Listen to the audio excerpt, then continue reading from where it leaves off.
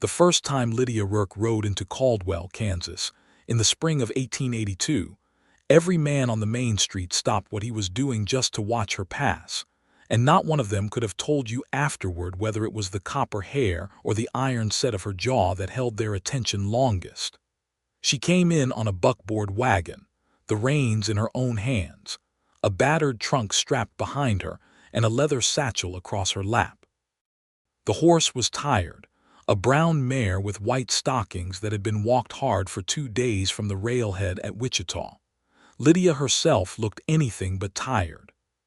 She looked like a woman who had made a decision and intended to see it through to whatever end waited for her on the other side of the dust. Caldwell in the spring of 1882 was a town caught between two versions of itself. The cattle drives that had made it wild and lawless for nearly a decade were slowing, the railroad pushing west and changing the old routes, and in their wake the town was trying to figure out what it wanted to become. There were new storefronts going up on 3rd Street. There was a schoolhouse not yet finished. There was a bank that had been robbed twice and rebuilt once. There was a saloon that never slept and a church that tried very hard to pretend the saloon did not exist.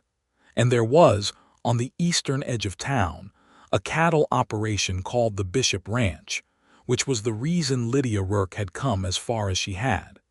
She found the land office first, because that was where she had been told to begin. A thin man behind a desk with spectacles sliding down his nose looked up from his ledger when she walked in, and she set a letter on the counter in front of him before he could say a word. "I am looking for the Bishop Ranch," she said. "I was told you could point me in the right direction." The thin man picked up the letter, read it carefully, set it back down, and looked at her the way a man looks at something he cannot quite categorize. "You are the new bookkeeper," he said. It was not entirely a question. "I am. From St. Louis." "From St. Louis," she confirmed. He looked at the letter again. "Mr. Bishop hired you by post." "He did. And does Mr. Bishop know that you are a woman?" Lydia Rourke had been expecting that question.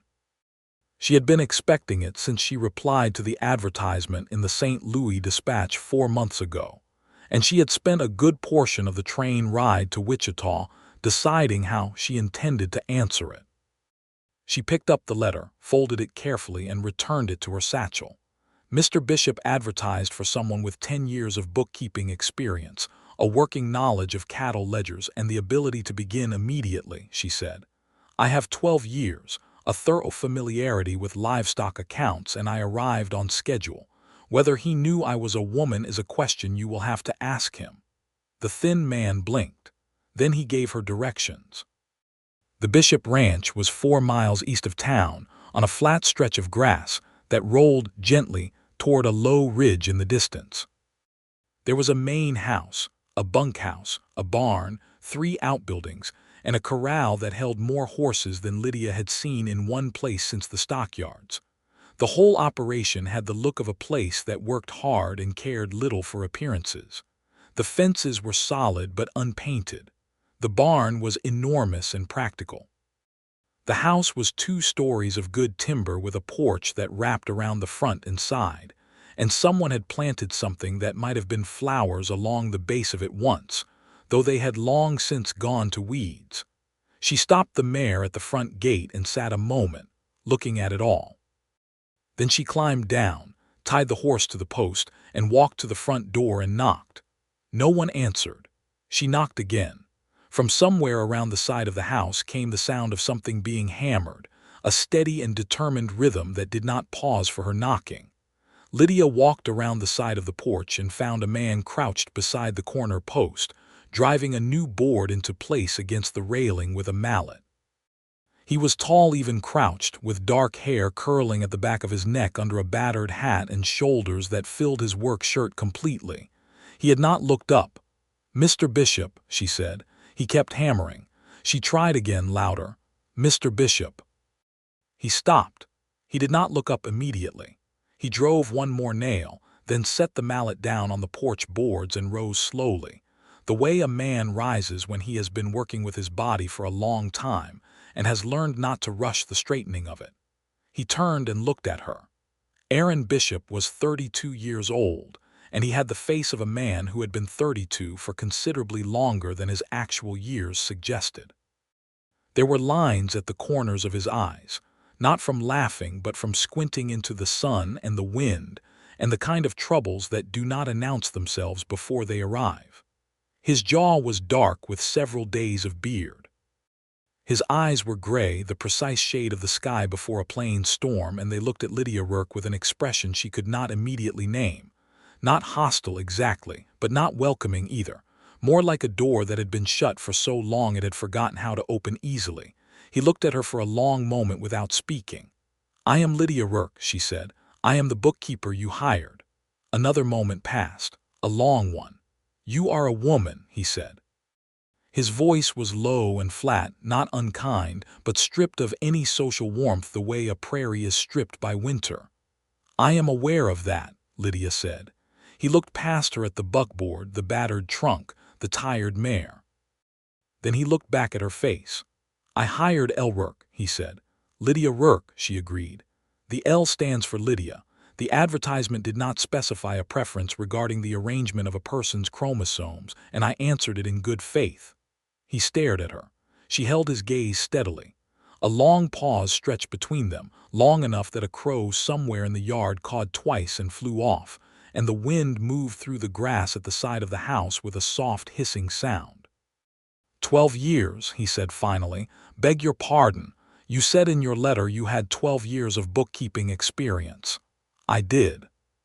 He bent down, picked up the mallet, and walked past her toward the barn without another word. Over his shoulder, not turning back, he said, "The office is the second door on the left when you come in the front. Books are on the desk. Ledgers go back 8 years. I need a full accounting and quarterly reconciliation by end of May." Lydia stood where she was for a moment. Then she allowed herself one small breath that might, under other circumstances, have been a sigh of relief. He had not said she could stay. But he had not said she could not. She went to get her trunk. The next several days established the routine of the Bishop Ranch in Lydia's understanding. There were 6 ranch hands, all of them men, all of them somewhere between bewildered and quietly amused by her presence. There was a cook named Hector, a compact Mexican man in his 50s who had been cooking for ranch crews since before most of the hands were born, and who accepted Lydia's arrival with the equanimity of a man who had seen too many things to be surprised by one more. There was a foreman named Walt, a broad man with a thick mustache who was polite to Lydia's face and uncertain about her behind her back, which she knew because the bunkhouse walls were not particularly thick. And there was Aaron Bishop, who was everywhere at once and spoke to no one more than was strictly necessary. She learned this about him in pieces. The ranch hands did not talk about their employer much, not because they were loyal to a fault, but because there was a quality to his silence that seemed to extend over the whole property, a hush that people fell into around him without quite meaning to. He gave orders clearly, he worked as hard as any man on the place, and he did not invite conversation. He ate breakfast before the hands came in, supper after they left, and somewhere in between he rode the property with the focused attention of a man who believed that if he watched closely enough, he could prevent bad things from happening by the sheer force of his vigilance. Hector, who had no particular investment in the silence, told Lydia on her 3rd evening there that Aaron Bishop had not always been this way. "He lost his wife," Hector said. He was making biscuits, the motions of his hands automatic and efficient. 3 years ago, almost to the month, fever, very fast. He pressed his lips together. "She was a good woman, Elena. She was from Sonora like me, Mr.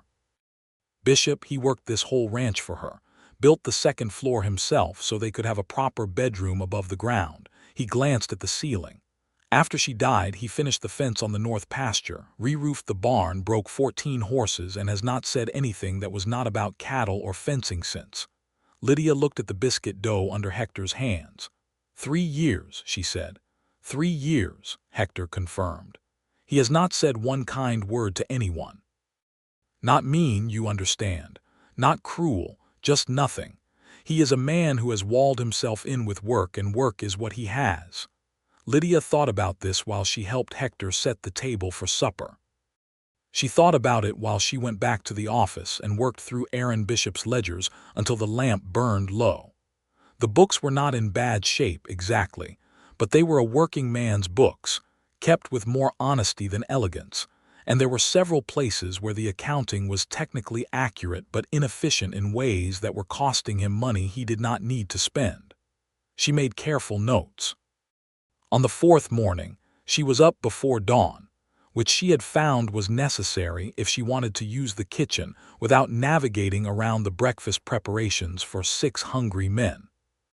She made herself coffee and sat at the kitchen table with a ledger open, the lamp throwing warm light across the columns of numbers while the sky outside slowly changed from black to the deep violet gray of early plains morning. She heard him before she saw him, his boots on the staircase, then the floor of the hallway, then he came into the kitchen and stopped.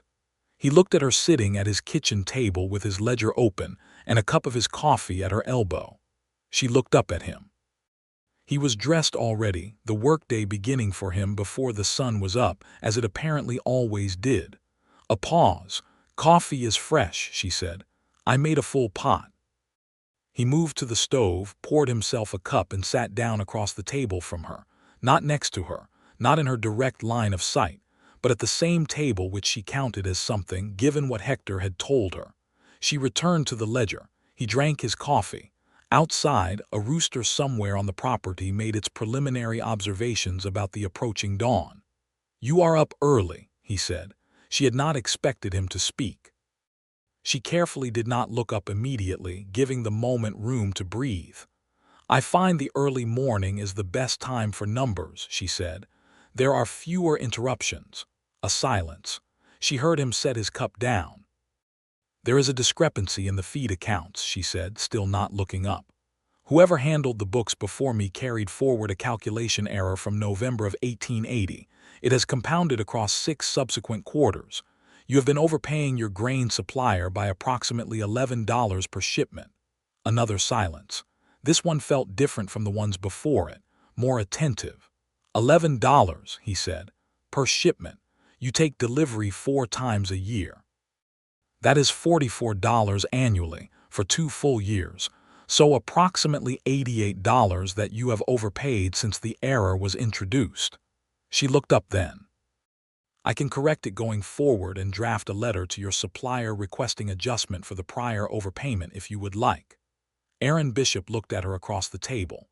The morning light was just beginning to come through the window, a thin gray-gold stripe of it, and it caught the angles of his face in a way that made him look, very briefly, like a different person. Like the person he might have been before 3 years of grief had put that particular expression into his eyes. "All right," he said. Those were the first words he had directed at her that were not about her employment or her presence on his property. She wrote a note in the margin of the ledger. That evening, when she brought the corrected accounts to the desk in the office and left them there for him to review, she also left a small diagram she had drawn showing how she had traced the error back to its source. She did not know whether he would look at it. She suspected he would. In the morning, the diagram was gone from the desk, but the accounts remained, with a single notation in his handwriting at the bottom of the first page. It said, "Confirmed correct. Proceed with supplier letter." It was not a kind word exactly, but it was something. The following days had their own rhythm. Lydia worked through the ledgers systematically, building a picture of the ranch's finances that was cleaner and more useful than what had existed before. She was good at this, genuinely good, and she found satisfaction in the work that had nothing to do with Aaron Bishop's proximity to it. The numbers spoke a language she had understood since she was a girl sitting in her father's dry goods store in Indiana, watching him balance accounts by lamplight. Numbers were honest. They did not hide what they meant if you knew how to read them, but the ranch was interesting beyond its accounts. She began to learn its daily shape. The sounds of it in the morning, the hands heading out before full light, the horses moving in the corral, Hector's kitchen producing smells that drifted through the whole house. The midday quiet when the property seemed to hold its breath in the heat. The late afternoon when everything came back to life, horses returning, the hands bringing the day's work in with them, dust rising along the access road. And always, somewhere in that picture, Aaron Bishop, moving, working, not speaking more than necessary. She saw him break a young horse on the 8th day. She was walking from the main house to the barn to ask Walt a question about the hay contract, and she stopped at the corral fence without meaning to, because the scene inside it required watching. The horse was a gray gelding, barely 2 years old by the look of him, wild-eyed and furious, and Aaron Bishop was in there with him with a patience that was almost physical in its quality, a patience you could see like a color around him. He did not fight the horse. He simply stayed with it, moving when it moved, holding his ground when it bucked, talking to it in a low, continuous murmur that she was too far away to hear. He did not notice her watching, or if he did, he gave no sign. After 20 minutes, the gray horse was standing still, sides heaving, head lowered, and Aaron Bishop had one hand on its neck, still talking, that low murmur unbroken. Walt appeared beside Lydia at the fence. "He is the best with horses I have ever seen," Walt said, and there was real admiration in his voice whatever his uncertainties about the bookkeeping arrangements. "Gentles them without breaking them. Hardly anyone does it that way." "Why does he do it that way?" Lydia asked. Walt thought about it. "Because he thinks you get more out of a horse that trusts you than one that fears you," he said.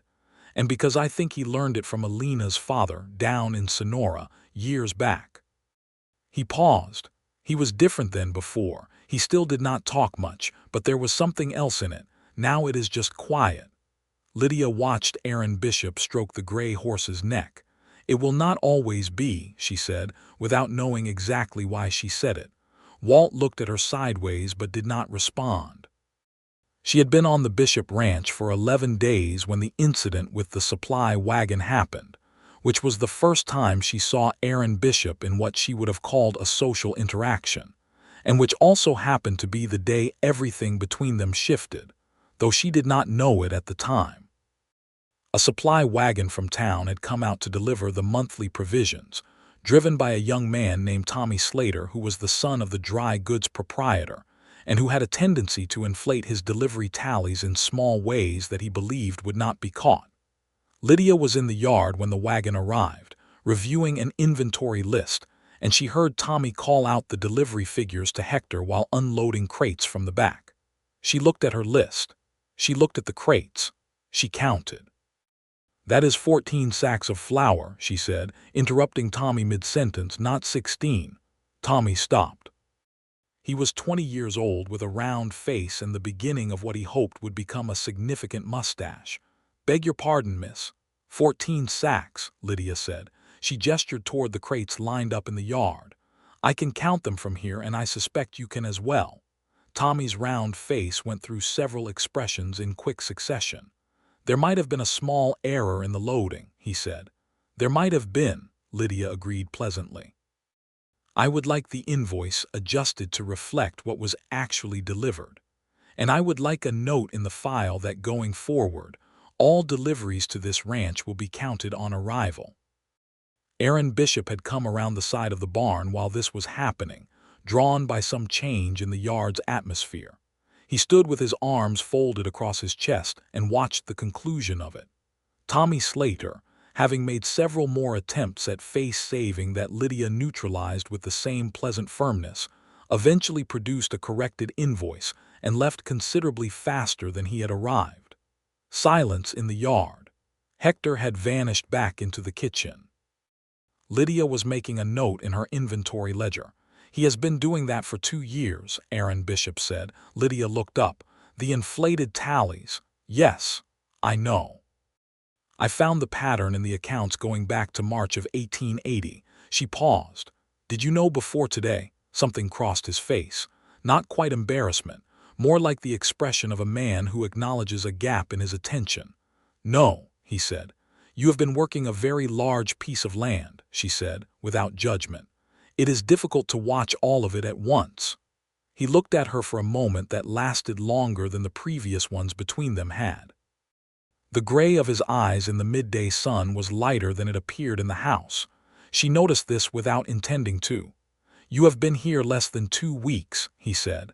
11 days, she confirmed. Another pause. Then from Aaron Bishop, whose voice had the quality of something being used carefully, something not fully trusted to bear weight yet. "Thank you." Those were the 4 words. She did not know that until later, when she was lying in her bed that night looking at the ceiling, running the day back through her mind the way she sometimes ran accounts, looking for where things added and where they did not. And she realized that thank you was 2 words, but it was the most she had gotten from him, and that Hector had said he had not said a kind word to anyone in 3 years, and that thank you was in fact kind, was specifically kind, directed at her, before she had even been there a full 2 weeks. She lay in the dark and thought about the way he had looked at her when he said it, like a man who had found a door he had forgotten was there. She told herself she was not going to make anything of it. She was a professional woman who had come a long way to do a specific job, and Aaron Bishop's emotional landscape was not her concern. She had a quarterly reconciliation to finish by end of May. She fell asleep telling herself this, and dreamed of nothing she could remember, only a warmth that made the morning easier to face. The town of Caldwell made its opinions known on the subject of Lydia Rourke in the way small towns always do, through comment and speculation that moved faster than the actual facts ever could. She had been on the ranch for 2 weeks when she went into town for the first time to deliver the letter to the grain supplier herself, and she felt the weight of that commentary in every shop she entered. Some of it was simply curiosity. Some of it was the particularly pointed variety of interest that a community directs at a woman who has placed herself in an unconventional situation. At the general store, which was not operated by Tommy Slater's father, but by a woman named Mrs. Pearl Hadley, who was in her 60s and had been in Caldwell since before it had a proper name, Lydia bought ink and paper and a pair of work gloves, and Mrs. Hadley talked to her with the directness of someone who had outlasted enough gossip to have no patience for its circumlocutions. "You are the woman at the Bishop place," Mrs. Hadley said. "I am the bookkeeper at the Bishop Ranch," Lydia said. "Same thing," Mrs. Hadley said without malice. "People are talking."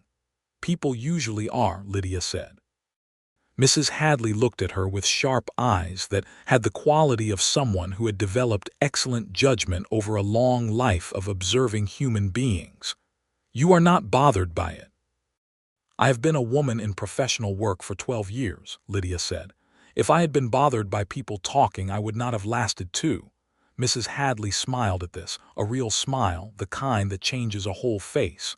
"Good," she said. "He needs someone who is not bothered by things. He has had too many years of everyone handling him carefully." Lydia paid for her purchases. "I am his bookkeeper," she said again, because it seemed important to keep saying it. "Of course you are," Mrs. Hadley said, and her tone suggested she believed this entirely and also believed it was not the whole story, which were 2 things that could be simultaneously true. On her way back through town to where she had tied the mare, Lydia passed the telegraph office and stopped. She stood for a moment in front of the window, thinking about St. Louis.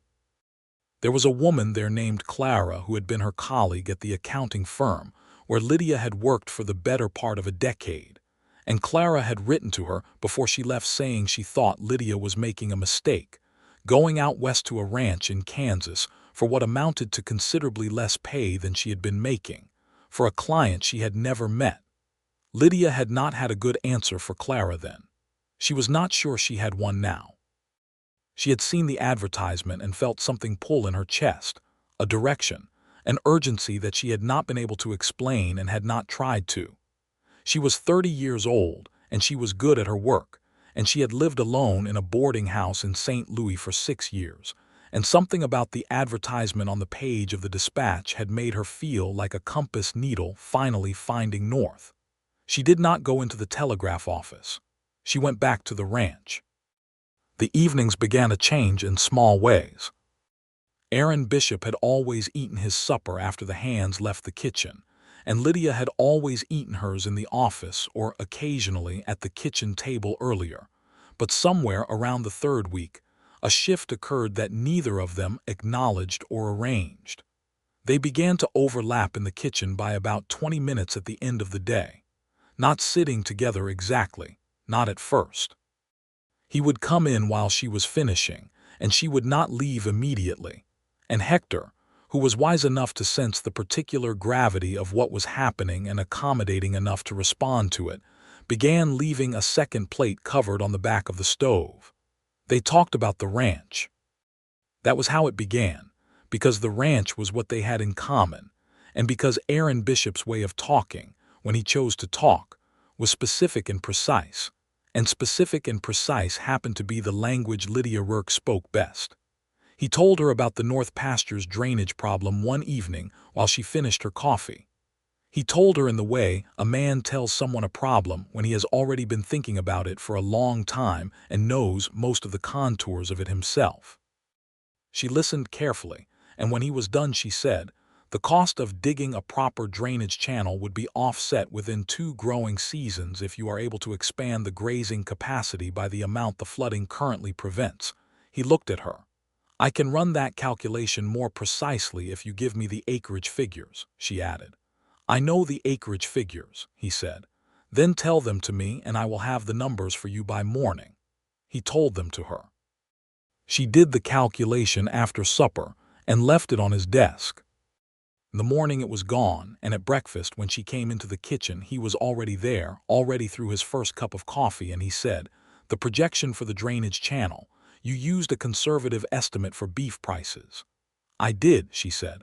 "I prefer conservative estimates. They are less likely to be disappointing. Current prices are 12% above your figure. Then the return on the investment is better than I projected," she said. "That is generally a desirable outcome." He almost smiled. She was not entirely sure. It was a brief thing, a small movement at the corner of his mouth that could have been a smile or could have been the prelude to one that he decided against at the last moment. But it was something. It was the most something she had seen on his face in 3.5 weeks. She thought about it for the rest of the morning without meaning to, sitting at the office desk with the May account spread before her. The spring moved towards summer with the particular urgency of the Kansas plains, where the seasons do not transition so much as arrive, sudden and total. The grass went from green to gold in what seemed like a matter of days. The heat built in the afternoons. The hands went out earlier and came back later, and the whole ranch operated with the compressed intensity of people who know that the summer work cannot be put off. Aaron Bishop was in the saddle from before dawn to past sunset on most days, and Lydia began going out in the early afternoons when the office work allowed, simply to understand what she was accounting for. You could not properly account for a cattle operation, she had found over her years of work, without understanding how it actually moved and breathed. She walked the fence lines. She went to the corral and learned what the hands were working on. She asked Walt questions that he answered with decreasing suspicion as the weeks passed, and she demonstrated that she was genuinely interested in the information and not just performing interest. One afternoon she found Aaron Bishop at the stock pond at the far edge of the east pasture, checking the water level and the condition of the banks where the cattle were coming down to drink and eroding the edge. He looked up when she rode over on the brown mare, who had recovered from the long journey and was now moving well. "The erosion here is connected to the North Pasture drainage issue," she said, looking at the banks. "It is the same underlying problem." He straightened up and looked at her. "You have been thinking about it." "I have been thinking about all of it," she said. "The ranch is one system. The ledgers make more sense when you understand that." He looked at the pond bank for a moment. Then he said, "Come with me." He got on his horse and rode along the east fence line, and she followed. And for the next 2 hours he showed her the ranch the way he knew it, from the inside, the way a man knows a thing he has worked with his hands and his attention for years. He showed her where the fence had been rebuilt after a hard winter 4 years ago, where the new well had been dug, where the cattle grazed earliest in the spring, and where they naturally moved in the summer heat. He talked more in those 2 hours than she had heard him talk in 4 weeks combined. She did not point this out. She simply listened and asked the occasional question that showed she was tracking what he said, and watched the planes move around them in the afternoon light with the peculiar golden haze that Kansas summer afternoons carry. When they turned back toward the house, the sun was beginning its descent, and the light was doing extraordinary things to the grass and the sky. The shadows of their horses stretched long and blue behind them. "You know this land," she said. "I have been here 14 years, he said. "You came here young." "I was 18, he said. "I came out from Tennessee with nothing and worked as a hand for the man who owned this property before me. He sold it to me piece by piece over 6 years. He had no family. He said he would rather sell it to someone who would work it right than give it to someone who would not." "And you worked it right," she said. It was not a question. "I tried," he said. "I still try." A pause, the comfortable sort that had begun to develop between them over the past weeks, silences that did not feel like absences. "Alina helped you build it," she said. She had not planned to say it. It came from somewhere honest. He was quiet for a moment. The horses walked. The grass whispered. "She did," he said. "She was the one who wanted the flower beds. I could never get them to grow the way she imagined." A pause. "I gave up on them after a while." Lydia thought about the weeds along the base of the porch. "Do you know what she wanted to grow there?" "Marigolds," he said. "She said they reminded her of home." His voice was careful, the way a person is careful with something that still has the capacity to hurt. Lydia nodded and said nothing more on the subject. But in her mind she made a note, a different kind of note from the ones she made in the ledgers. The town's gossip reached a kind of peak in late May when Mrs. Slater, Tommy's mother, made a pointed comment at the general store while Lydia happened to be standing 2 feet away. Something about respectable women knowing their proper station, which was a comment directed as clearly at Lydia as if it had been said to her face directly. Mrs. Hadley, who was also in the store, said, in a voice that could have cut glass, "Mildred, your son was caught padding his delivery tallies, and the bishop bookkeeper was the one who found it in a week and a half. I suggest you consider whose station is in question." There was a silence in the store that lasted long enough to be memorable, and then Mrs. Slater left without buying what she had come for, and Mrs. Hadley turned to Lydia and said, "Buy yourself something nice. You have earned it." Lydia bought a small packet of marigold seeds. She planted them along the base of the porch on an early morning when the dew was still on the grass and the house was quiet. She did not tell anyone she was doing it. She simply cleared the weeds from the flower bed, worked the soil a little with the small trowel she had borrowed from the barn, and put the seeds in with the care that the task required. Hector saw her from the kitchen window. He said nothing and told no one. 3 days later, Aaron Bishop came around the side of the house in the morning and stopped at the corner of the porch and looked at the freshly turned earth where the flower bed had been cleared. He stood there for a long moment without moving. Lydia was inside the office and did not see this. She heard the pause in the sound of the morning, the brief absence of his boots on the porch above her, and then he walked on. He did not mention the flower bed to her. She did not mention it to him, but something changed. It was not a single thing, not a dramatic moment, not the kind of turning point that announces itself. It was more like a gradual warming, the way the ground warms in spring, invisibly, below the surface, until one day you notice that things are growing that were not growing before. He began to find reasons to be in the house at the times when she was in the kitchen or the office, not conspicuously, not in a way that he seemed aware of himself exactly. He would come in for something and end up standing in the office doorway, looking at the progress she had made on the quarter's accounts, making a comment about a figure she had flagged. She would answer and he would ask something else, and they would be talking, actually talking, for 20 minutes about cattle prices or fence contracts or the water rights dispute along the eastern property line. And sometimes they would talk about other things. She told him about St. Louis, about the accounting firm where she had worked, about her father's dry goods store in Indiana where she had grown up. He told her about Tennessee, about the farm he had grown up on, about the particular quality of light in the Great Smoky Mountains that he had never entirely found again anywhere else, though the Kansas sky sometimes surprised him with something close to it in the evenings. He told her these things carefully, like a man learning again how to carry something fragile without dropping it. She received them carefully, like a woman who understood what she was being handed. It was on a Thursday evening in early June, 6 weeks after Lydia's arrival, that Walt came to find Aaron on the porch with news that a section of the north fence had come down in the afternoon wind, and that 3 cattle had wandered through and would need to be found before morning, because there was a section of rough ground on the other side of that fence where cattle had injured themselves before. Aaron was off the porch and saddling his horse in 4 minutes. 2 of the hands went with him. The remaining hands had their own evening tasks, and Hector was already cleaned up from supper.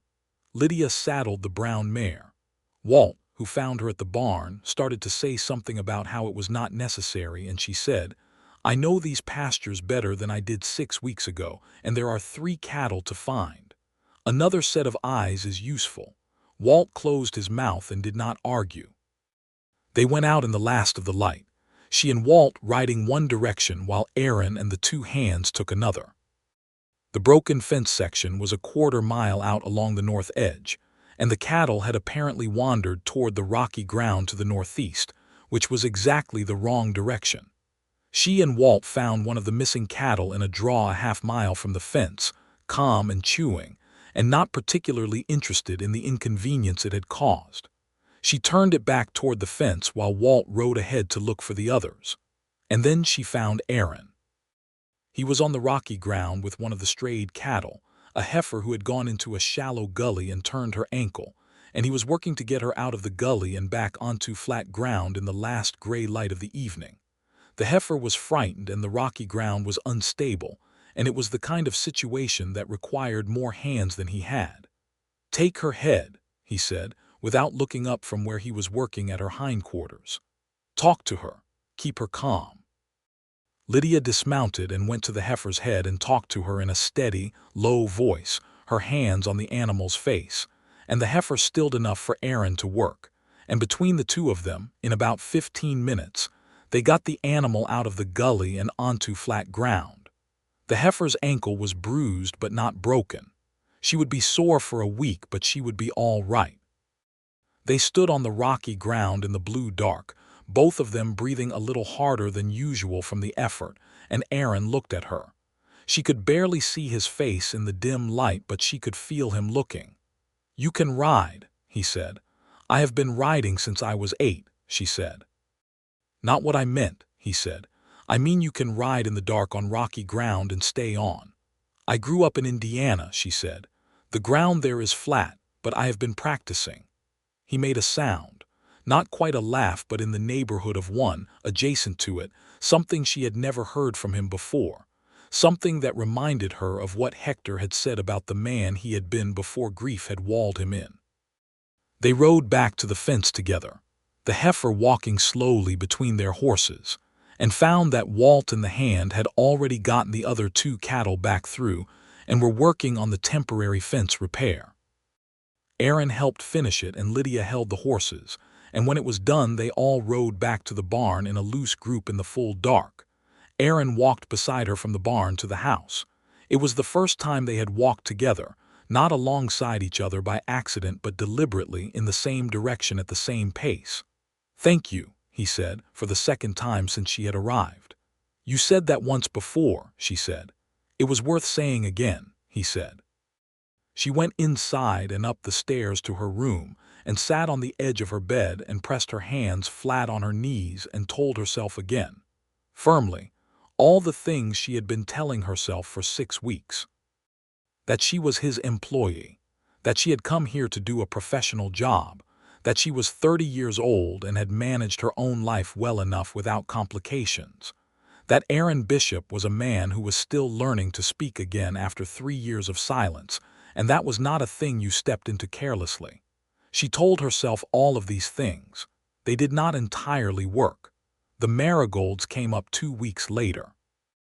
They came up small and tentative and unmistakably alive, a row of green shoots along the base of the porch, and the morning Lydia noticed them, she stopped on the porch steps and looked at them for a long moment with something that was almost painful in her chest, because they were growing and they were there, and Alina Bishop had wanted them, and now they were. Aaron saw them that same morning. She was at the top of the porch steps and he was coming around the side of the house, and he stopped when he saw the shoots, and then he looked up at her. She did not know what to say, so she said nothing. He looked at the shoots again. Then he climbed the porch steps and stopped beside her, looking down at the growing things in the flower bed. "How long?" he said. His voice was quiet. "I planted them in May," she said. "They take a few weeks." A pause. "You knew," he said, "about the marigolds." "You told me," she said, "when we were riding." He was quiet for a long moment. The morning was very still around them. In the corral, one of the horses moved and shook its head, and the sound of the bridle carried clearly across the quiet. "Lydia," he said. It was the first time he had said her name. In 6 weeks of daily contact, he had not once used her name. She had been Miss Rourke, or he had not addressed her by name at all, and now he said it with the careful quality that he brought to everything he said, each word something considered, something chosen. She turned to look at him.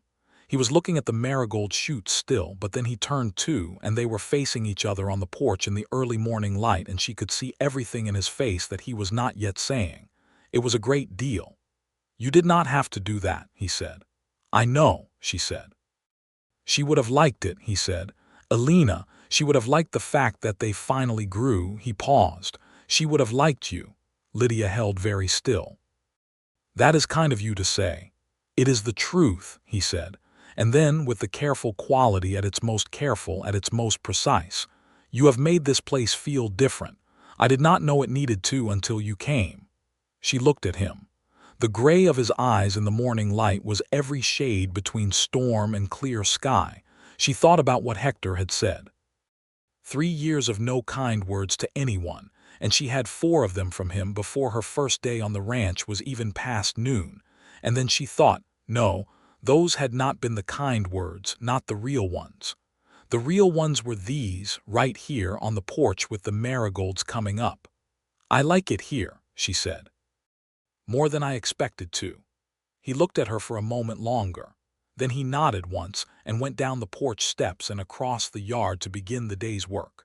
But something had shifted, irrevocably and permanently, in the air between them, and both of them knew it, and neither of them said so directly, because they were both people who proceeded carefully when the thing in front of them mattered. Summer on the Bishop Ranch was a consuming thing. The cattle drives that passed near Caldwell still brought their own kind of chaos to the region, and while the Bishop operation was not directly involved in the major drives, the market prices and the volume of trade affected every decision Aaron made about his herd. Lydia found herself engaged not just in accounting, but in analysis, in the kind of work she had always been best at, looking at the patterns in the numbers and understanding what they were pointing toward. She and Aaron began to meet formally in the office every Monday morning to review the week's accounts and plan the financial decisions for the coming week. These meetings were businesslike and efficient, and also, underneath that surface, something else entirely, and she thought they both understood that the businesslike efficiency was the container in which the something else was traveling, and that the container was useful and necessary and not something to be discarded prematurely. He respected her opinions. This was not a small thing in 1882 in a cattle town in Kansas. He asked for them directly, which was unusual, and when she gave them he considered them seriously. When he disagreed he said so plainly and explained why, and she found she could disagree back with the same plainness, and he did not take it as an affront. He was a man who had learned, in whatever way and from whatever source, that the quality of information available to you depended on whether you were willing to hear it honestly. The ranch hand named Tom, a young man from Missouri who was the newest of the crew, said something one evening in the bunkhouse that was overheard by Hector and relayed to Lydia in the way that Hector relayed things, which was carefully and with context and without obvious purpose. Tom had said that Miss Rourke was the only person on the whole property who talked to the boss like a regular person, and that ever since she came, the boss had started to seem like a regular person himself. Lydia kept this piece of information in the same place she kept the other pieces: the thank yous and the marigolds and the evenings in the kitchen and the long ride across the east pasture, and she understood collectively what they were adding up to. The way she could look at a column of figures and understand the number they were building toward before she reached the final sum. In July, Walt's wife came to visit from Wichita, where she had been staying with her sister since March because her sister had been ill. Her name was Clara Bate, and she was a small, energetic woman who arrived with 2 valises and a manner that immediately organized everything around her. She liked Lydia immediately and expressed this with the same efficiency with which she organized everything else. "You are the one who caught Tommy Slater padding the tallies," she said within 10 minutes of arriving. "Walt told me, half the town knows. Mrs. Hadley thinks you ought to run for town council." She paused. "She says it as a compliment in case you were uncertain." "I know Mrs. Hadley means it as a compliment," Lydia said. "She is a very direct person." "She is," Clara Bate agreed. "Walt also says the boss has been talking more." She looked at Lydia with a straightforward interest that was not unkind. "Walt says he has not seen Aaron Bishop choose to ride beside another person in 3 years, not until the heifer incident in June. Walt says he talked at supper the next day." "Walt told you a great deal," Lydia said. "Walt and I have been married 11 years, Clara Bate said. "We tell each other most things." She looked at Lydia with a smile that was warm and a little knowing. "You do not have to explain anything to me. I just wanted you to know that the people on this ranch are glad of it, whatever it is." Lydia looked at her carefully. "It is a professional arrangement," she said, but with considerably less conviction than she had said it to Mrs. Hadley in May. Clara Bates' smile widened. "Of course it is," she said, and moved on to organizing the bunkhouse supply situation, which needed her attention. The 4th of July brought Caldwell into a kind of celebratory noise that drifted out to the ranch on the evening air. There was a gathering in town, a bonfire and fireworks paid for by the new bank, and most of the ranch hands went in for the evening. Hector went in to see some friends from the Mexican community that had settled on the south side of town. Clara Bate took Walt by the hand and marched him toward the festivities. Lydia stayed at the ranch, because she had not been invited to go and had not thought to ask, and because she was in the middle of a set of projections for the second quarter that she wanted to finish. She was at the desk in the office when she heard the porch boards above her and realized that Aaron Bishop had also not gone to town. She went to the kitchen to make coffee, and he was already at the stove, and he glanced at her when she came in and said, "I made coffee," which was such a direct echo of what she had said to him on that first dark early morning that she felt a small, warm collapse somewhere in her chest. She sat at the table. He sat across from her. Outside, at the distance of 4 miles, a muted series of bangs suggested the fireworks had begun. "You did not go to town," she said. "I do not go to the 4th of July celebration," he said. "I have not gone in several years." A pause. "Elena liked fireworks. It became something that belonged to that." Lydia nodded. She understood the way grief colonized specific things, specific dates, specific sensory experiences, and made them uninhabitable for a time. "Do you ever think you will go back?" she asked. "Not to this one specifically. I mean to the ordinary parts of things, the things that got claimed." He looked at his coffee cup for a moment. "I have been thinking about it more lately," he said. In the past few months, he looked up at her. "Some things have been feeling less claimed." The fireworks sound drifted through the summer night air. Inside the kitchen, the lamp made its warm, small circle of light around the table where they sat. "I am glad of that," she said softly. He looked at her in the lamplight with the full weight of those storm-gray eyes, and she held his gaze and did not look away, and the moment lasted long enough to be a declaration without either of them saying the word. "Lydia," he said again, her name in his voice still the careful, chosen thing it had been the first time. "Yes," she said, though he had not finished the thought. "I want to say something," he said. "I have been thinking about how to say it for a while. I am not certain I will say it well." "You can try," she said. "I am fairly patient with first attempts." The smallest curve at the corner of his mouth. "You are," he agreed. "You have been patient with a great number of first attempts since you got here." She waited. He set down his cup and looked at his hands on the table, the hands of a man who worked with them every day, roughened and capable. "I have not wanted to ask anything of you beyond what your position here requires," he said slowly. "You came here to do a job, and you have done it better than I expected, and I know I did not make it easy at the beginning. I know I am not the easiest person to be around." "You are not the most difficult person I have been around," she said. He glanced up. "That is a low standard." "It is the standard that is applicable," she said. "Continue." He breathed in and out once. "I would like to know," he said, "whether you intend to stay beyond the contracted period." He paused. "I would like to know because I would like you to stay, for more than professional reasons. And if that is not something you are interested in, I want to say so now, before I have been any less fair to you than you deserve."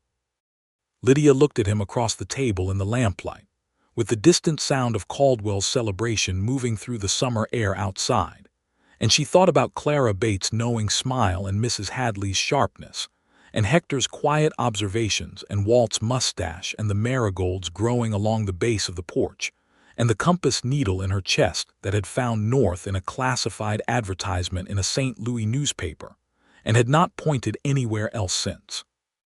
"I have not been interested in going anywhere," she said. He looked at her. "Since when?" "I am not certain," she said honestly. "Since relatively early. I did not let myself think about it directly for a while. I thought it was professionally inadvisable." "It probably is," he said. "It probably is," she agreed. "I have found that the most interesting things in my life have generally been somewhat inadvisable." He was quiet for a moment. Then he reached across the table and laid his hand over hers slowly, with the same careful quality he brought to everything, and her breath went somewhere she could not account for, and she turned her hand palm up and held his, and they sat like that while the summer night moved around the house and the distant fireworks finished their celebration without them. He walked her to the foot of the stairs that night, which he had never done before, and at the bottom step he said, "I am going to court you properly, if that suits you." The formality of it, the deliberate and old-fashioned decency of it, was so entirely him that she could not help the smile, the real one, the kind she had not given anyone in a while. "It suits me," she said.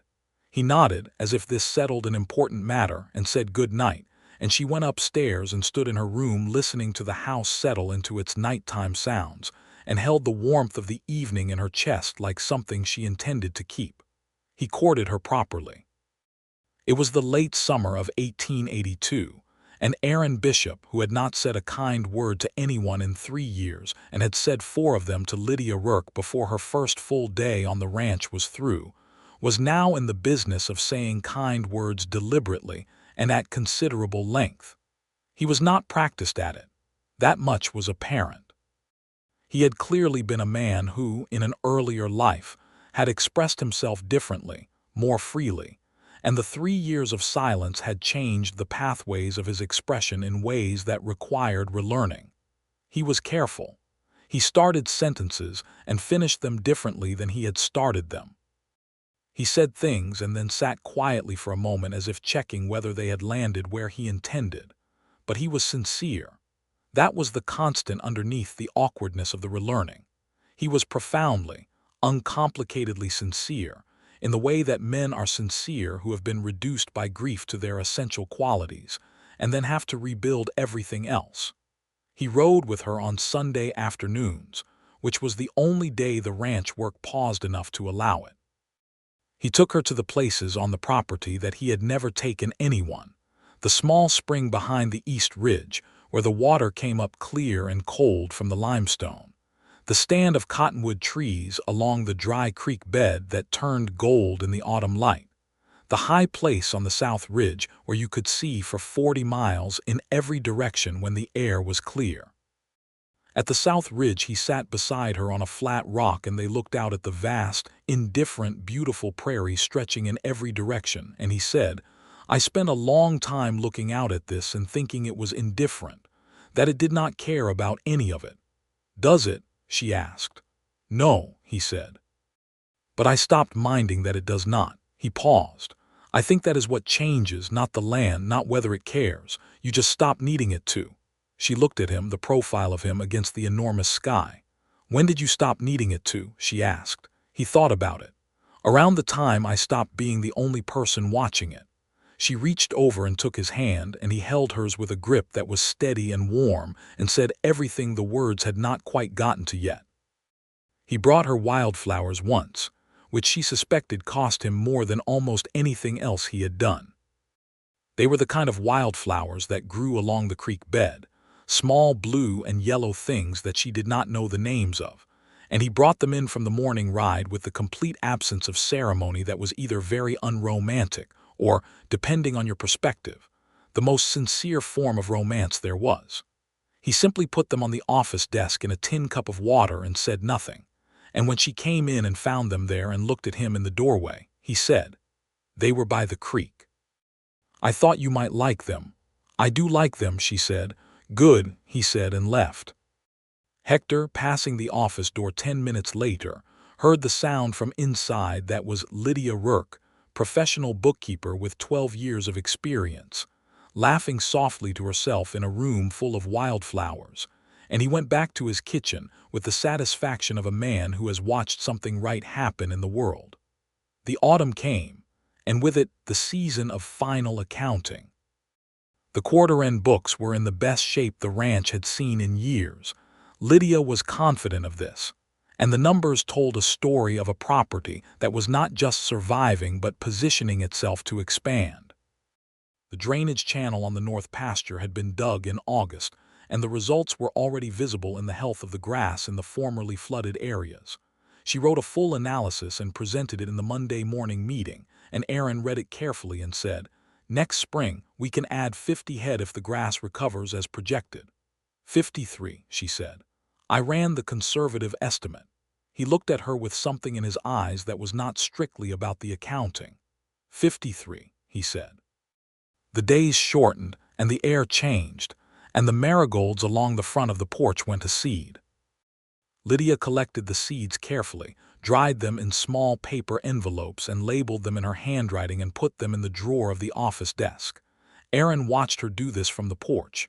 He was leaning against the post, arms folded, watching her kneel at the flower bed with the quiet attention he brought to everything. "For next year," she said without looking up. "You are planning for next year," he said. "I plan several years out as a rule," she said. "It is the nature of accounting." She looked up and found him looking at her with that particular quality in his eyes, the question he had been building toward for months, and she thought, very clearly, now. He came down the porch steps and crouched beside her at the flower bed, and they were very close, close enough that she could see the exact shade of gray in his eyes and the careful consideration in them. "Stay," he said, "not the employment question, not the professional arrangement, just the word with everything in it." "I thought I made that clear in July," she said softly. "I want to make it official," he said. "I want to ask you to marry me, Lydia. I want to be clear about what I am asking. I am not asking because it is convenient or because it solves a problem. I am asking because I have been a walled-up man for 3 years and you walked through every door I forgot I had, and I would like to spend the rest of my life trying to be worthy of the way you look at things." She was quiet for a moment. A wind moved through the dried marigold stems.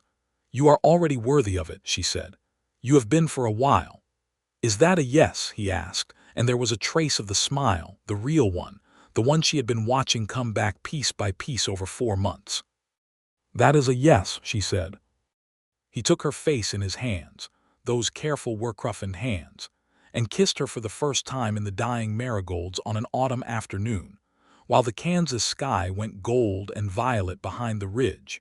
And she held his wrists and kissed him back with the full weight of everything that had accumulated between them over those 4 months of careful, honest, deliberate closing of distance. Hector, who was inside the kitchen and could not see the front flower bed from his position, heard the front door not open for considerably longer than usual that afternoon and told himself it was none of his business. Clara Bate, when told the news the following Sunday, made a sound of extreme satisfaction and said, "I told Walt in June." Walt said, "You told me in May." Clara Bate said, "I did not want to say so because Lydia was being professional about it." Walt said, "You told me she would not be professional about it for much longer." "And I was right," Clara Bate said comfortably and poured more coffee for everyone.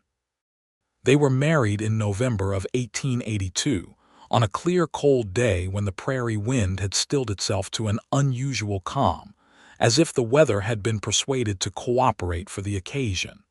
Mrs. Hadley said that was a sign. Hector made a cake with cinnamon and orange peel in the style of Sonora, and said that Alina would have approved of the cake if not of the cinnamon distribution, which Hector held opinions about.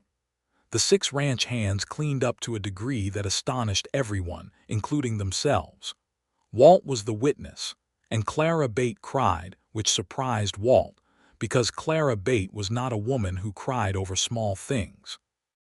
The reverend who performed the ceremony was a small, nervous man who had been told that Aaron Bishop did not smile, and was therefore startled when Aaron Bishop, standing at the front of the Caldwell Church in his one good suit, looked at Lydia Rourke walking toward him down the aisle in her best dress with her copper hair pinned up, and a small bunch of dried marigolds that she had thought of herself, and smiled.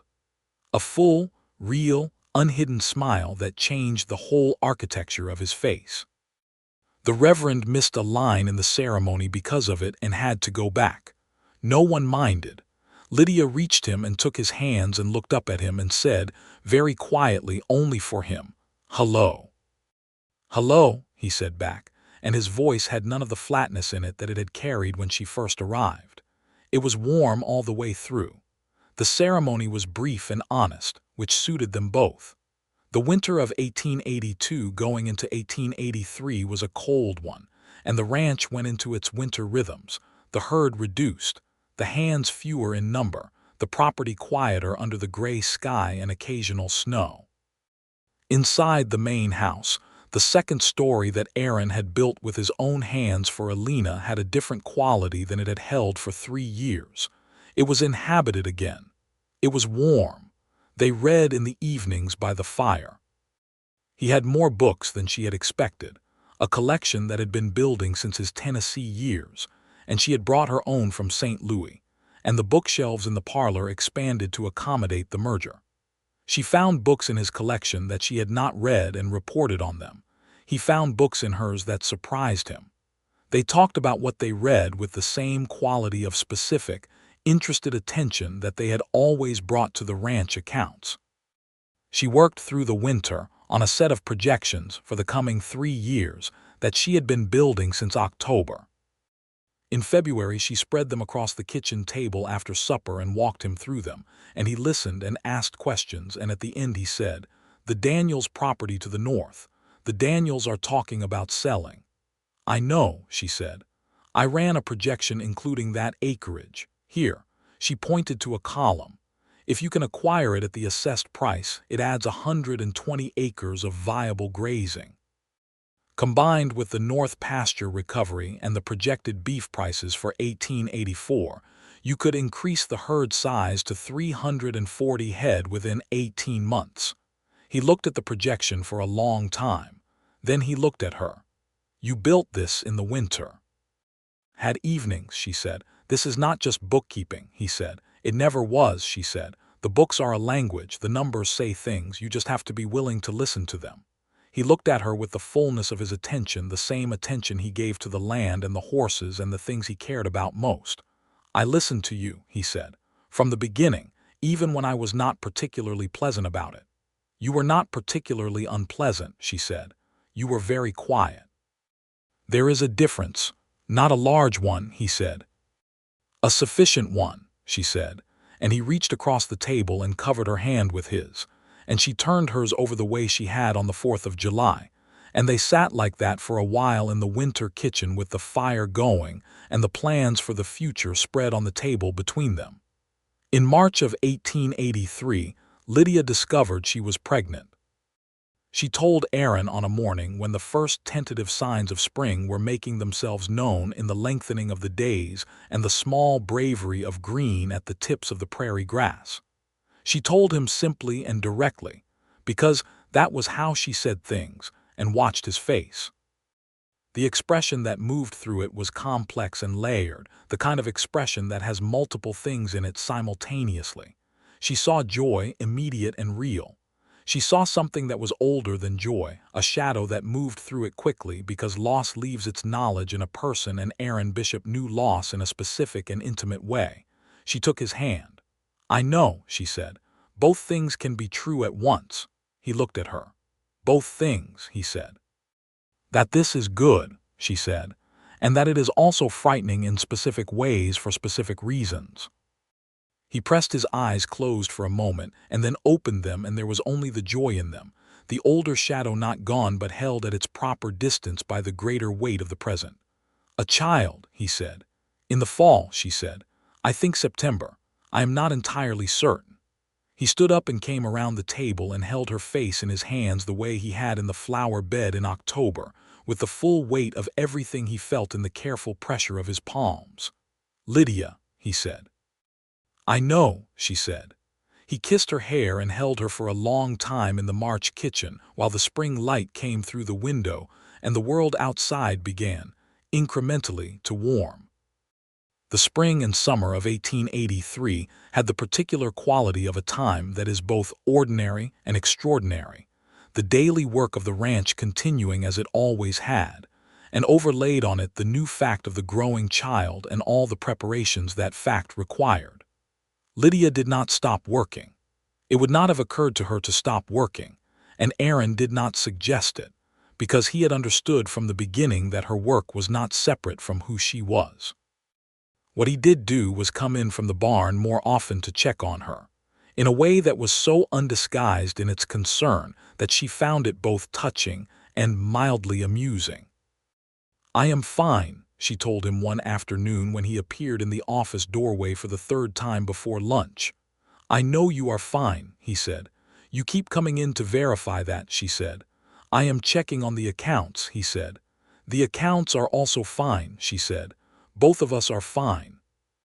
He looked at her with that particular expression that had become one of her favorite things in the world, the one where the careful man and the feeling man were visible simultaneously, and said, "All right," and went back to the barn. She laughed to herself and turned back to the accounts. Hector made adjustments to his cooking that summer that he did not acknowledge were adjustments, simply presenting meals that happened to be gentler in spice and richer in substance. And if anyone noticed the correlation between the cooking changes and Lydia's condition, no one said so directly. The Daniels property negotiations were concluded in June. Aaron acquired the 120 acres with a combination of the savings the corrected accounts had restored to him, and a bank loan that Lydia's projections demonstrated he could service comfortably within 2 years. The addition of the land was the single largest expansion of the Bishop Ranch since Aaron had bought the original property, and it was the direct result of the financial analysis that Lydia had laid out on the kitchen table in February. Walt, overseeing the first ride-through of the new property, said to one of the hands, "The boss has made more good decisions in the past year than in the 3 before it combined." The hand, who was young enough to say what he thought without considering whether he should, said, "Because he has someone to talk them through with." Walt looked at him for a moment and then said, "Yes, that is exactly right," and they rode on. September arrived, and with it, on a cool morning when the first hint of autumn was in the air and the marigolds Lydia had replanted from the saved seeds were still blooming along the front of the porch, their son was born. The birth was attended by Mrs. Hadley, who had a great deal of practical experience, and a doctor from Caldwell named Dr. Marsh who was competent and kind. Aaron, who had been downstairs during the labor in the particular hell that waiting occupies when the people you love are above you in difficulty, and you cannot help, came up the stairs the moment Dr. Marsh called for him and entered the bedroom and found Lydia sitting up against the pillows with their son in her arms, looking at this new person with an expression of absolute concentrated wonder. She looked up at Aaron when he came in, and the expression shifted to something that was for him, the same concentrated wonder directed at his face. He sat on the edge of the bed and looked at the child she held, small and red-faced and remarkably present, and he put out one careful finger and the baby's hand closed around it with a strength that startled him. "He has a grip," he said. "He does," she agreed. He looked at her. She looked at him. The moment had the quality of something that completes a circle, everything that had happened between them, all of it, arriving here at this bedside at this small face. "What do you want to call him?" she asked. He looked at the baby for a moment. "James," he said. "My father's name, James." "James Bishop," she said, trying the shape of it. "James Aaron Bishop," he said, "if that suits you." She looked down at James Aaron Bishop, who had released Aaron's finger and was now engaged in the complex work of being new in the world. "It suits him," she said. He pressed his lips to her hair and held her gently, careful of the new person between them, and she leaned into him and let the whole weight of the extraordinary ordinary day settle around them. Dr. Marsh, leaving the room to allow the family its first private moments, paused in the hallway and heard, from behind the closed door, the particular silence of people who do not need to say anything because everything is understood. He went downstairs and told Hector the news, and Hector poured 2 cups of coffee and raised his in a toast that no one else witnessed, to Alina, and to new things, and to the specific mercy of a world that sometimes knows how to give people what they need. James Bishop was a fact of the ranch from his first day, in the way that the deeply wanted are facts. He was not quiet about being a fact. He expressed himself with considerable volume and no subtlety on the subjects that interested him, which in the early months were primarily food and proximity to his mother, and occasionally the sound of his father's voice, which had been found to have a calming effect that Aaron discovered with a mixture of surprise and deep satisfaction. He walked the floors with his son in the small hours and talked to him in the low, careful way he talked to horses, the same quality of patience and presence. And the baby, like the horses, seemed to understand that they were being attended to by a man who meant every word. Lydia, recovering and observing this, lay in the warmth of their bedroom and listened to Aaron's voice in the hall and thought about compass needles and the strange accuracy of directions that choose themselves. The winter of 1883 going into 1884 was quieter than the previous one, because James Bishop's schedule organized the household around itself and everyone adapted. Hector adapted without complaint. The hands adapted with varying degrees of competence in the presence of infants. Tom from Missouri proving unexpectedly natural at making faces that produced the desired laughter, and Walt proving entirely unable to interact with anyone under 4 feet tall without looking alarmed. Clara Bate came from Wichita after her sister recovered and moved permanently to Caldwell, because Walt had made the argument that the new land expansion meant he needed to be on the property more reliably, which was true, but also coincided with the fact that he wanted his wife in the same town as him, which Clara Bate accepted gracefully and moved with her 2 valises and her organizing manner and her genuine warmth.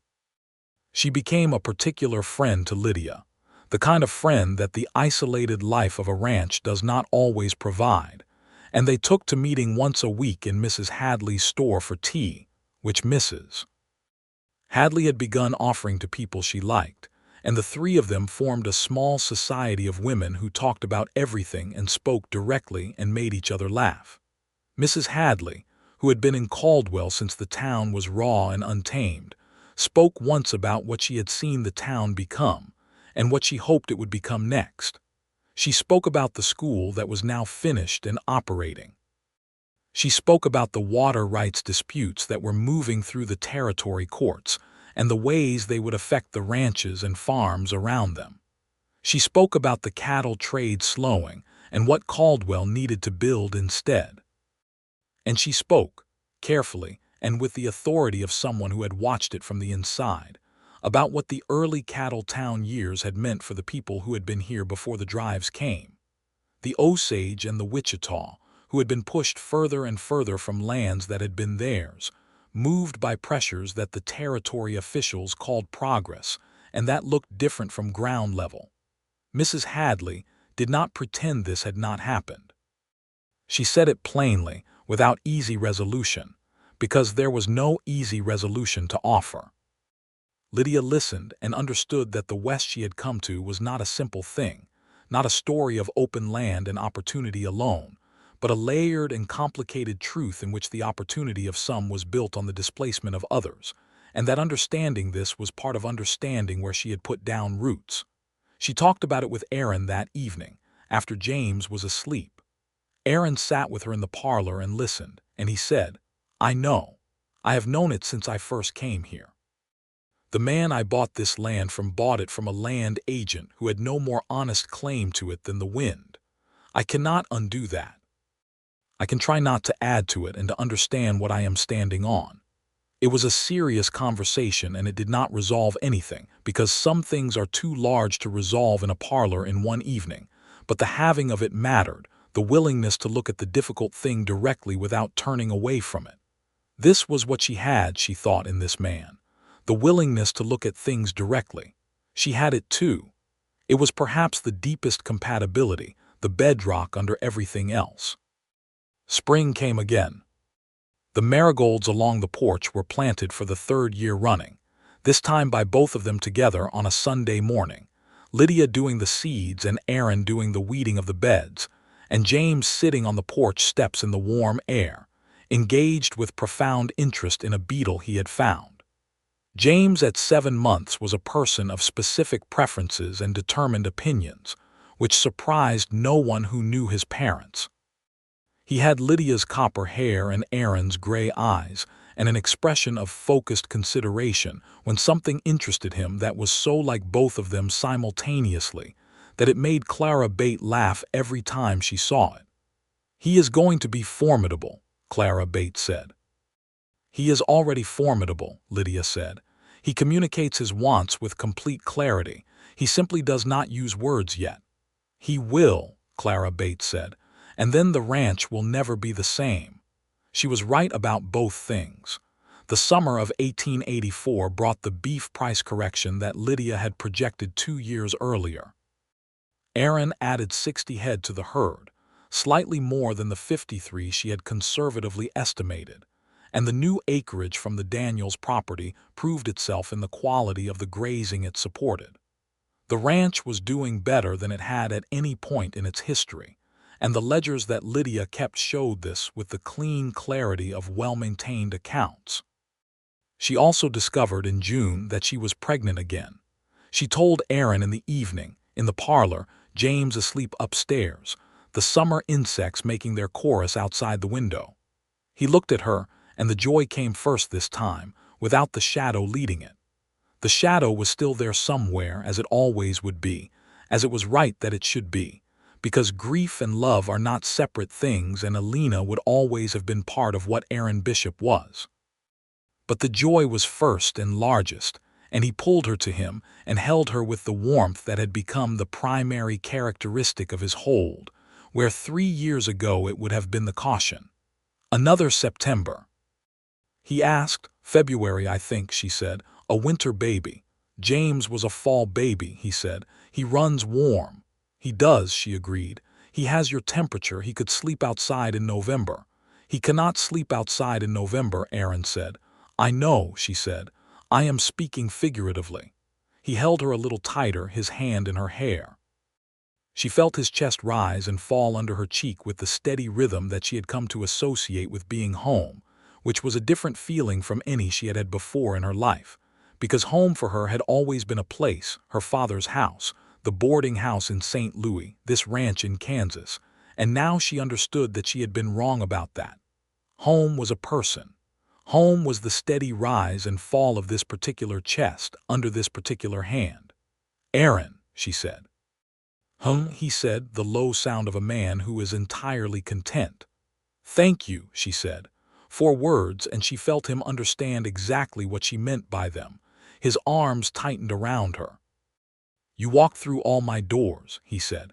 "Thank you for not stopping at the first one." She smiled against his shirt. "The first one was stubborn," she said. "I have always been good with stubborn things." "I know," he said. "It is one of your better qualities." Outside, the summer dark was complete and generous, and the stars over the Kansas plains were doing what they always did, which was to be more numerous and more astonishing than anyone ever quite remembered until they stepped outside and looked up. The ranch was quiet in the way a working place is quiet at night. The horses in the barn, the hands in the bunkhouse, the property at rest. In the spring of 1885, Margaret Elena Bishop was born on a cold February morning, and Aaron was in the room this time, because he had asked to be and Dr. Marsh had allowed it, and he held Lydia's hand through the hard hours and talked to her in the low, steady murmur that he used with horses and with James when James was frightened, and the voice of him, constant and calm, was the thread she held onto. When Margaret arrived, she was small and furious about it and dark-haired like her father, and when Aaron held her the first time he said her name and she stopped crying. Just stopped immediately, as if the voice she had been listening to through those long hours had announced itself properly now and could be trusted. Lydia watched this from the bed with the kind of love that does not fit inside a single chest, the kind that requires the whole room to hold it. "Elena would have liked her name," Aaron said quietly, still looking at the baby. "I know," Lydia said. "That is why I suggested it." He looked up at her then across the room, and the love in his face was the whole story, all of it, the grief that had become generosity and the silence that had become words and the walled-in man who had learned that doors go both ways. "Lydia," he said. "Yes," she said, though he had not asked anything yet. "I was not a man who deserved very much 3 years ago," he said. "I had made myself into someone very small." "You were a man who was surviving," she said. "That is not the same as being small." "You made me larger," he said. "You just walked in with your ledger and your flat refusal to be discouraged, and you made me larger. I want you to know I understand that." She looked at him holding his daughter in the February morning light. This man who had been silent for 3 years and now spoke to her with full and complete honesty. And she thought about all the inadvisable things she had done in her life and knew without any doubt whatsoever that this one had been the best. "Come here," she said. He came to the bedside and sat beside her and held Margaret, and she leaned into his shoulder. And the 3 of them were still for a long, quiet moment before James, who had been with Clara Bate downstairs and had been told there was someone new to meet, could be heard on the staircase, coming up with the determination of a toddler who has decided that investigating is his primary occupation.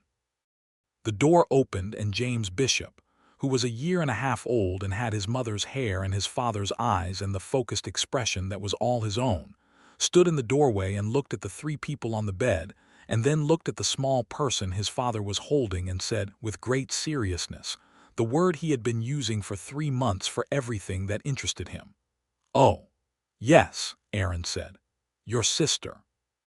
James crossed the room with the decisive walk of someone who has made up his mind, and climbed onto the bed with the assistance of his father's hand, and looked at Margaret with extraordinary concentration. Then he looked up at his mother, and then at his father, and then back at Margaret. "Oh," he said again, but this time it was a different kind of "oh," the kind that holds understanding. The Bishop Ranch in the autumn of 1886 was a different property from the one Lydia Rourke had ridden up to in the spring of 1882. It was larger, the Daniels acreage fully integrated and working, the herd at its highest number ever, the north pasture drainage solved and producing better grass than any pasture on the property. The main house had a new room on the east side that Aaron had built himself, measuring twice and cutting once, because James and Margaret needed their own spaces, and James was already developing opinions about the beetle collection he kept in a cigar box under his bed, which required shelf space that the existing bedroom did not provide. The bunkhouse had been expanded. The barn had a new roof. The corral was larger. Along the front of the house, the marigolds came up every year now without intervention, the seeds established in the soil and self-sufficient. Lydia still kept the accounts with the same precision she had brought on the first day, though the scope of them had grown substantially, and she had, over the past 2 years, taken on 2 additional clients in Caldwell who needed bookkeeping help and could not afford a full-time employee. She worked on their accounts in the evenings, the organized system of it fitting neatly around the ranch accounts and the management of the household and the 2 small people who organized everything else.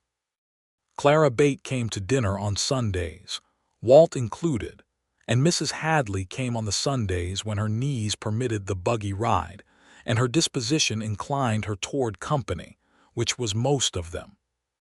Hector had started teaching James the names of the herbs he grew in the kitchen garden, a project James approached with the botanical seriousness of someone who intends to know everything about everything. Aaron rode the property in the morning still, as he always had, but the character of the riding had changed. He still watched carefully, because he was a man who believed in watching, but the vigilance had lost its edge of desperation, the sense of a man who believes that bad things happen when you stop looking. He watched now with the attention of someone who loves what he is watching, which is a different quality, lighter and more genuine. He still did not talk much in general. This was his nature, and his nature had not changed, only softened at the edges. He was still a man whose words were chosen and sparse, and therefore worth attending to. But with Lydia he talked, had always talked in the way that surprised him from the beginning, and with James and Margaret he talked in the low, steady way that was his particular gift, the murmur that horses and children and the people who loved him had learned to receive as what it was, which was all of his attention. One evening in the late autumn of 1886, after the children were in bed and the house was quiet, Lydia and Aaron sat on the porch wrapped in blankets, looking at the stars over the prairie. The air was cold and smelled of grass and approaching winter. The property around them was dark and still. He had his arm around her and she was tucked against his side, and the blanket was around both of them, and she was looking at the stars and thinking about the first time she had seen this sky from the road 4 years ago, coming in on the buckboard with her battered trunk and her iron jaw and the compass needle pointing. "What are you thinking about?" he asked. He asked her this sometimes because he had learned that what she was thinking was usually interesting.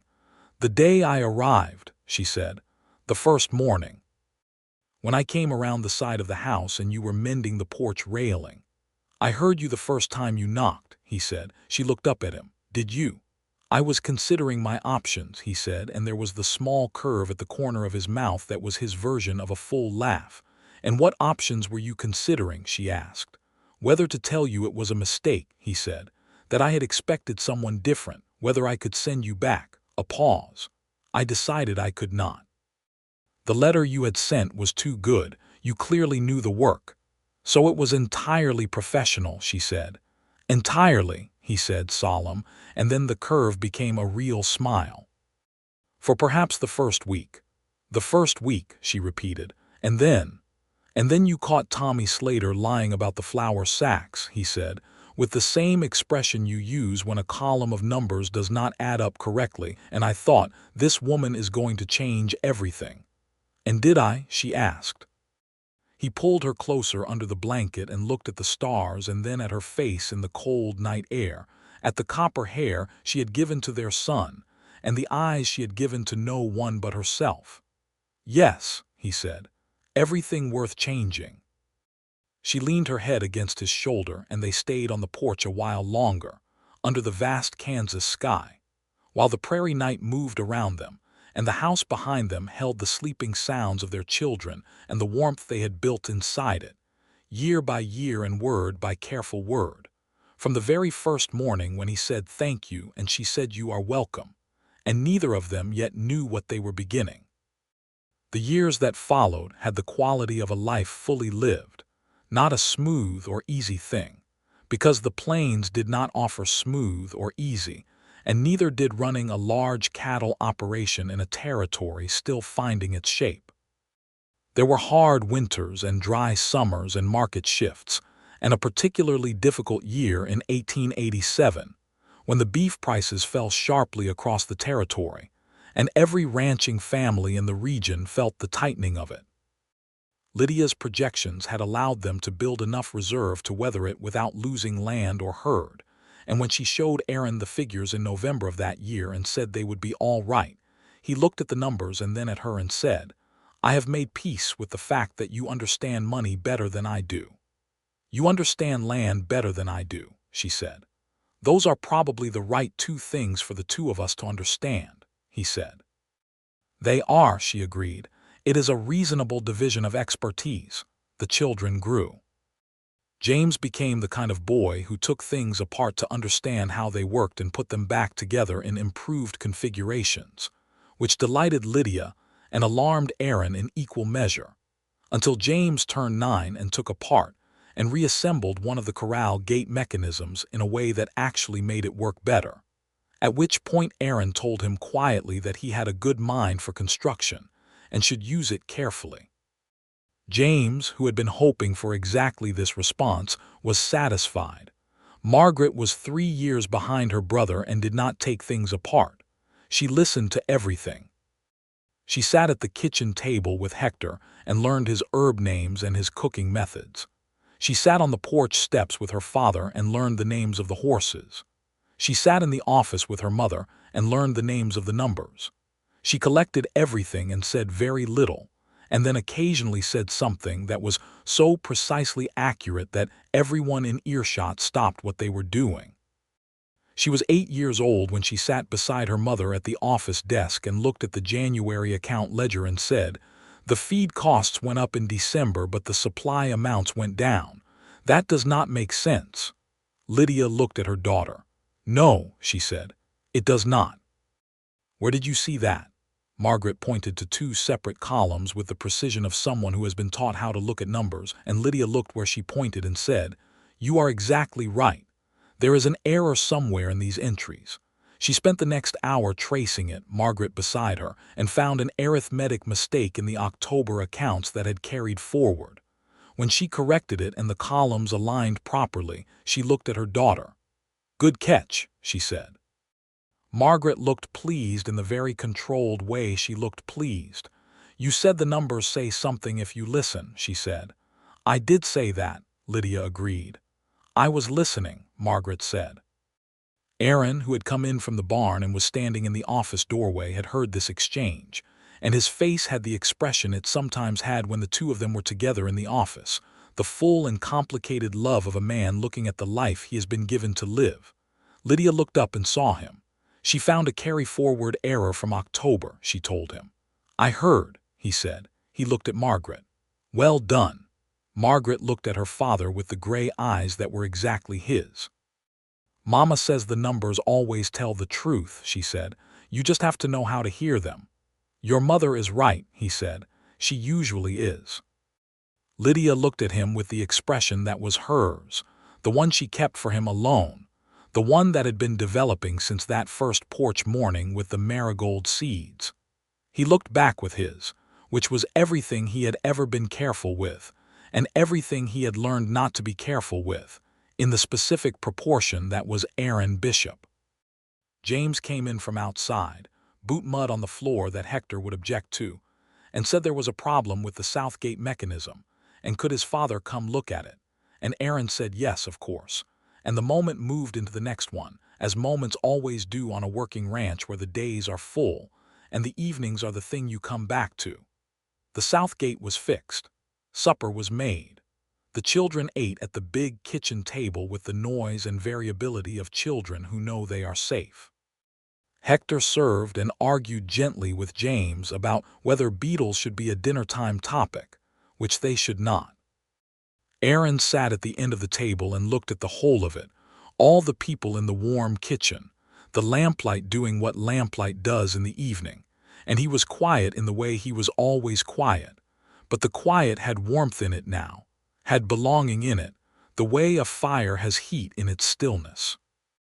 After supper, after the children were in bed, after Hector had cleaned the kitchen and said his good nights, After the house settled into its nighttime sounds, Lydia and Aaron sat together in the parlor by the fire. She had accounts to review. He had a newspaper from Wichita that Walt had brought out that afternoon. The fire was good. The room was warm. They were quiet together for a while, the quiet of people who have nothing that needs saying because everything has been said and can be said again whenever it is wanted. Eventually, she put the accounts aside and looked at the fire. "I have been thinking," she said. "Tell me," he said, putting down the paper. "James is going to want to go to school in Wichita eventually," she said. "The Caldwell School is good, but it will not be enough for him. He is already ahead of what the grade teacher is prepared for." Aaron nodded. "I have been thinking about that too. And Margaret is going to be the same in a few years," she said. "She is," he agreed. "I want them to have every advantage," she said. "Every education that exists for them. I want them to know what they can do before they decide what they will do." "So do I," he said. "Even if that takes them away from the ranch eventually," she said. "Even if what they want is somewhere other than here." He was quiet for a moment. "Even then," he said, "a person has to go where their compass points." He looked at her. "I would not have what I have if you had not followed yours." She looked at him. "Your compass brought you here too." "It did," he said. "When I was 18 and had nothing, I came to the right place and I have been here since, and the right things came to me in time." He paused. "I believe in following the compass." Too. She reached over and took his hand. He held hers with the familiar warm pressure that was everything. "We built something good here," she said. "We did," he said. "You and I and Hector and Walt and everyone who has been part of it." He looked at the fire. "And Alina, she is part of what it is. The house she imagined, the flowers she wanted, the life I had to survive before I knew how to have this one." "I know," Lydia said. "I have never thought otherwise." "I know you have not," he said. "That is one of the things I love most about you. You have a large enough heart that there is room in it for the things that were before." She looked at him. "Do you know what you just said?" He looked back at her. "What I love most about you," she said. "You said that." He considered this. "Is that remarkable?" "From the man I met on the side of that porch 4 years ago," she said. "It is quite remarkable. You have come a long way." "I had a good guide," he said. She shook her head, not denying it, just absorbing it, the whole of it.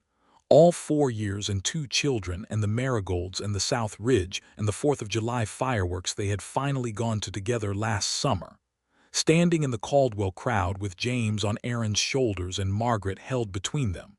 Watching the lights in the sky while the town celebrated around them, and Aaron had said, for the first time, that the day felt like it belonged to the present tense. And she had understood exactly what he meant. The fire settled in the hearth. Outside, the wind moved through the plains the way it always had and always would, indifferent and beautiful and vast. Inside the house on the Bishop Ranch, the lamp burned steady in the parlor window. The marigolds were sleeping under the late autumn soil. They would come up in the spring. They always did now.